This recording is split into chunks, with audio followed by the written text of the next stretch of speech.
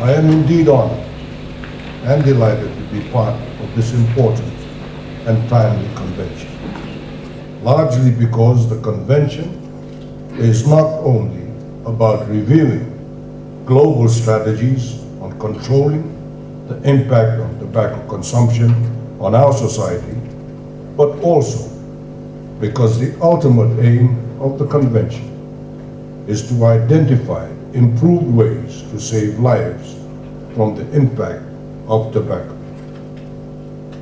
This act of saving lives is something I hold very dear, given my role as Fiji's Special Representative on HIV and AIDS, where the main focus is to save the lives of our people, young lives at that, from HIV and AIDS, which up to now, as you all know, still does not have any cure.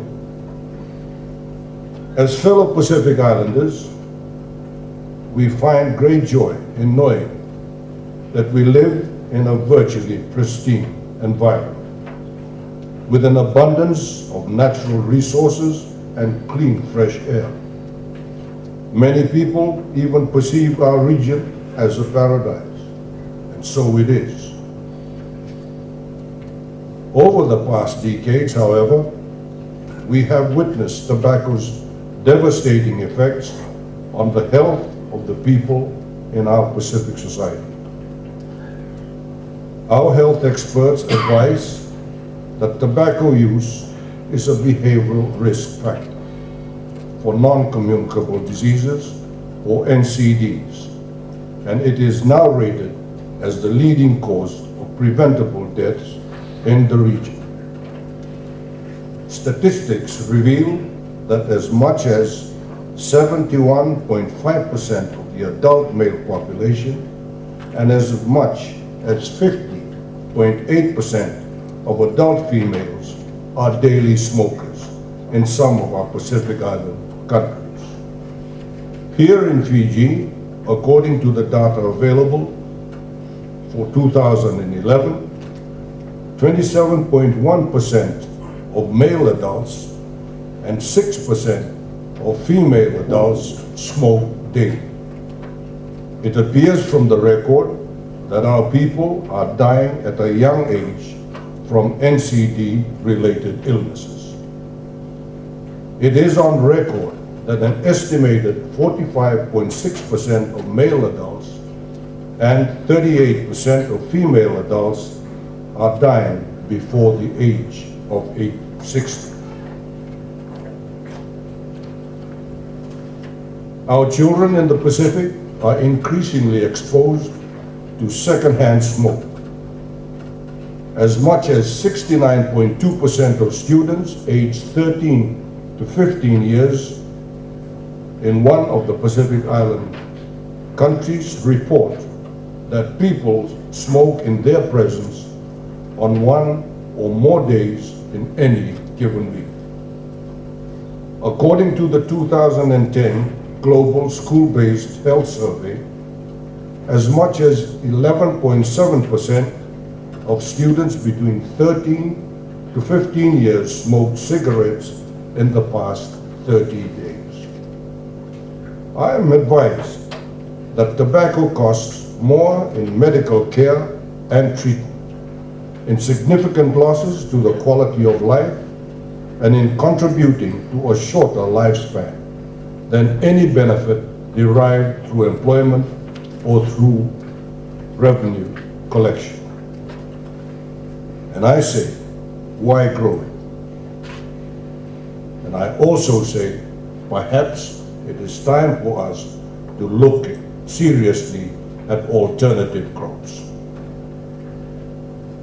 I am also advised that no consumer product harms or kills as many people as tobacco does. It is reported that tobacco contributed to the deaths of a massive 100 million people in the 20th century. Unless the world acts quickly and vigorously, it is estimated that the tobacco could kill up to 1 billion people in the 21st century. The sad reality is that all of these deaths are preventable. The ultimate aim of this convention, therefore, is to do what we do best in the Pacific: unite and work together as a Pacific community and a family to protect and promote the health of our people. We are here meeting for the first time as the Western Pacific region to discuss and share ideas with our counterparts, non-governmental organizations, and development partners about how we can further progress the implementation of the Framework Convention on Tobacco Control, FCTC, to which all of our countries are a party. As you are aware, secondhand smoke, tobacco smoke, kills more than 600,000 people globally each year, and expanding smoke-free public places is a way identified by FCTC to protect people from the dangers of tobacco smoke. This is why Fiji has declared additional non-smoking zones in the central business district of Suva City, the capital, which will be smoke-free Suva City, I hope, in the very near future. And today, we will also declare additional smoke-free zones in Nadi Town. Nadi Town will soon join Davao City in the Philippines and Nuatea Island in Kiribati, among other Western Pacific locations in becoming smoke-free.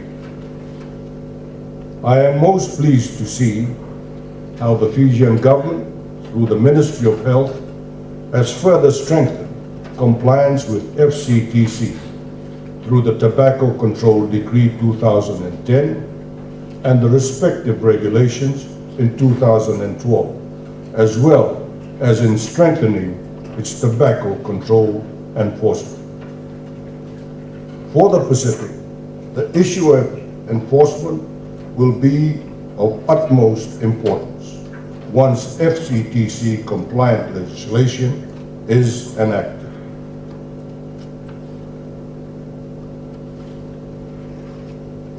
You will all agree that there is simply no reason why our people in the Pacific should suffer needlessly from tobacco. That is why I challenge us all to scale up tobacco control and enforcement, and to persevere in our goal to achieve a tobacco-free Pacific by 2025. The Pacific Health Ministers firmly declared that in 2013. We should support the vision that healthy islands are tobacco-free islands. Distinguished guests, ladies and gentlemen, it is my utmost pleasure to once again welcome you all to Fiji, to this convention, and I look forward to learning more of the outcome of your deliberations. Thank you. Vinaka Vakalevu, Shukriya, Bahut Dynamite.